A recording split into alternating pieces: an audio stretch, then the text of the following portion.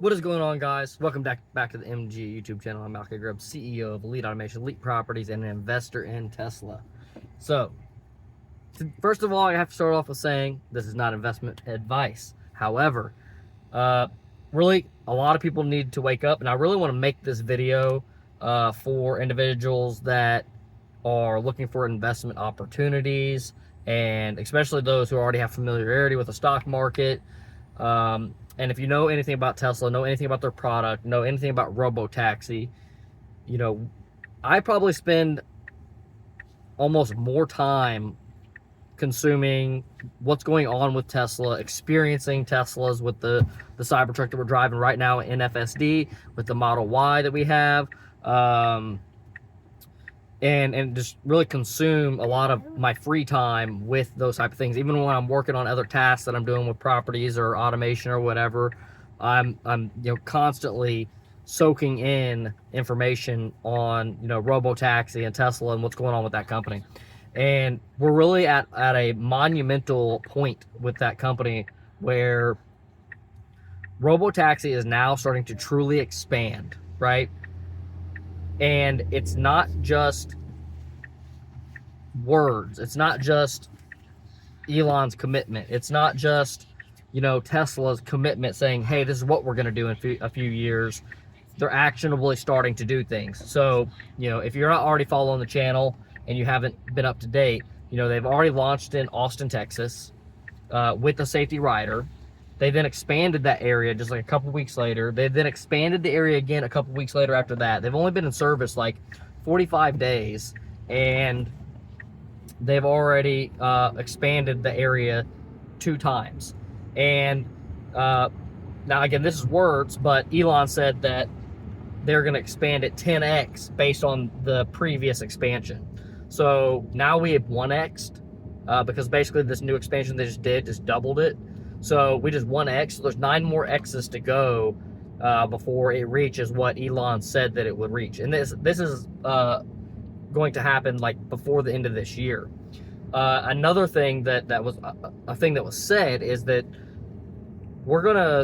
Tesla's gonna be able to cover and service half of the U.S. population by the end of the year.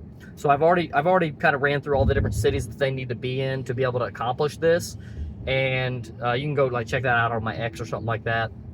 That's where I post a lot of my data driven stuff, and I share a lot of other content from other Tesla bulls, Tesla influencers, and stuff like that. But right now is so important because of the position in which Tesla's in. Again, so I mentioned what they've already done. They've also done, they've launched Robotaxi in California with safety riders because they don't have regulatory approval over there in California yet. But they did a massive area that is already bigger than Waymo is over in California.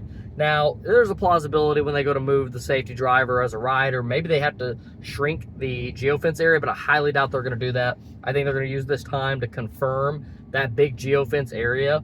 And they really have no liability while doing this because there's a safety driver there that if for any reason they need to take over, they can take over. So this gives them the ability to start getting more volume of rides. It starts to get them able to go to new destinations that they,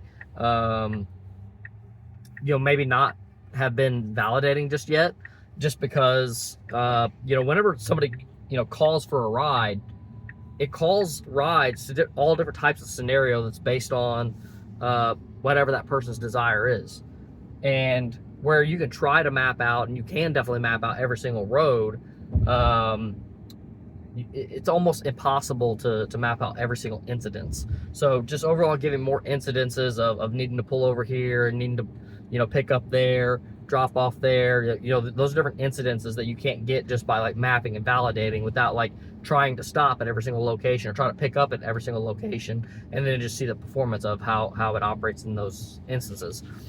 But now going back to why I feel like now is such an important time is because with them actually executing on this, and if they actually execute on half the population by end of year, those numbers are so substantial. And right now, Wall Street has not only not even really taken this into consideration, but Tesla's almost been undermined. I mean, the stock is actually down by like, I don't know, 20% over the past like few months. So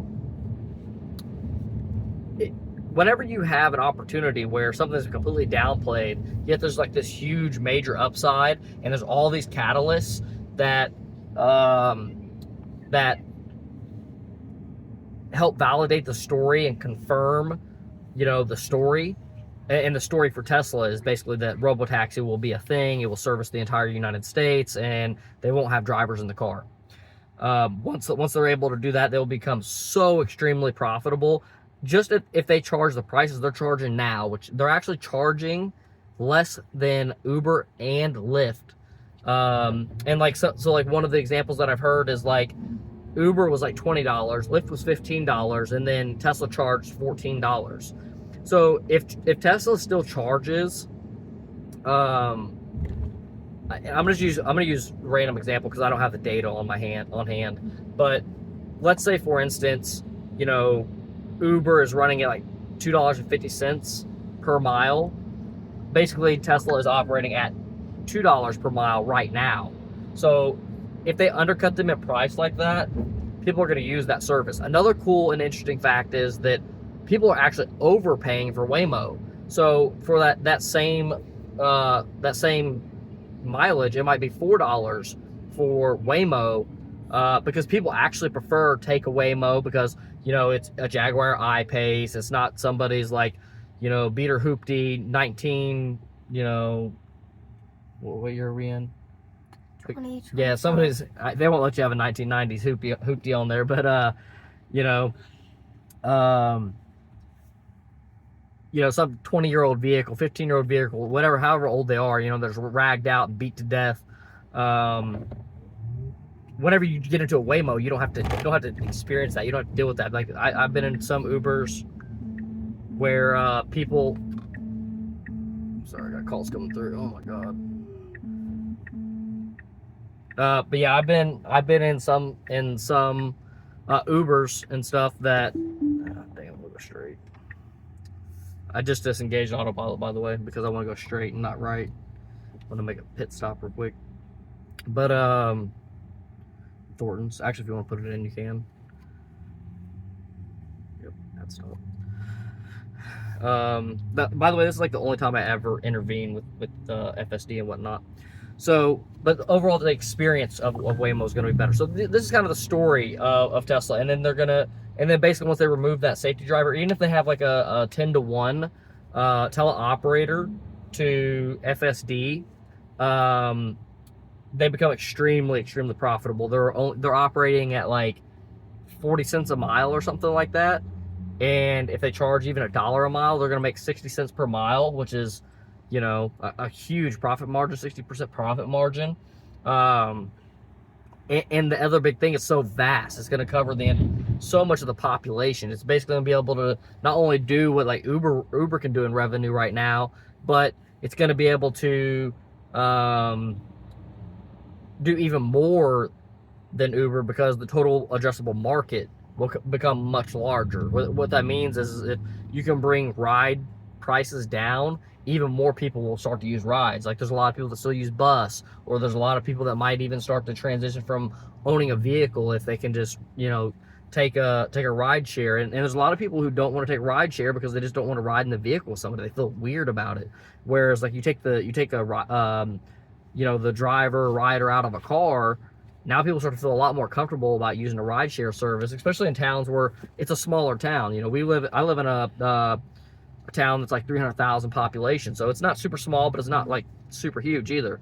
And we don't really have a big downtown area where there's a lot of people super accustomed to like Uber and Lyft. Now, don't get me wrong, there's still tons of people that use it, but I would say it's mostly travelers or people that's like vehicles in the shop, or like they have some use cases. Not people like as many people that would like given up their vehicle and like as an alternative to oh, I forgot to engage. Come on, man.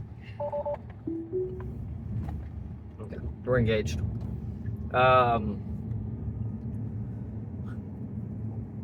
yeah, so there'll have to be a culture shift there, but basically the total addressable market becomes way more. It's like 10x what even the addressable market is for like Uber right now, just because of that cost reduction in rides. But even in the meantime, if they can keep the current price that they have, they're already competitive against Uber and could just remain like, a 3x profit or something if they want to. As soon as they're able to remove that safety rider, then they're at 3x profit. So, but going back to kind of, why this is so important, this time period is so important, is because the market just has not realized it, right? And every one of these milestones that keeps occurring is a milestone that might be the catalyst that makes Tesla just shoot up overnight. This is like literally that one point in time. Like, if it was going to save a point in time, I would say it's between now and the next 6 months. And when I say now, it could literally be tomorrow. It won't be today because the market's already closed today. But it could be tomorrow, or it could be within 6 months from now. Now, there is also like a caveat to that, is that there would be a big growth. Now, it might take another 6 months to a year for it to be that same jump, because I think that we're gonna have multiple years of this growth. I don't think it's gonna be just like a 1 year thing. However, on the flip side of that, I think it's a max of 2 year growth before basically Tesla has started to recognize revenue and profit from Robotaxi, and the technology is deployed everywhere, where it's undoubtedly here, they're generating money off of it, and now Wall Street just can't ignore it, right? Wall Street can ignore things until it starts making money and it starts making profits. Then all the individuals who invest in the money or invest in on the fundamentals of like the company and its financials of the company, even more than the fundamentals, because fundamentals can mean something a little bit different. Because it's like one of the debates against Tesla, but that like as their fundamentals, they're no longer a car company. They're a converting over to this Robotaxi type of company, and people are still trying to analyze them based on their Robotaxi company. But so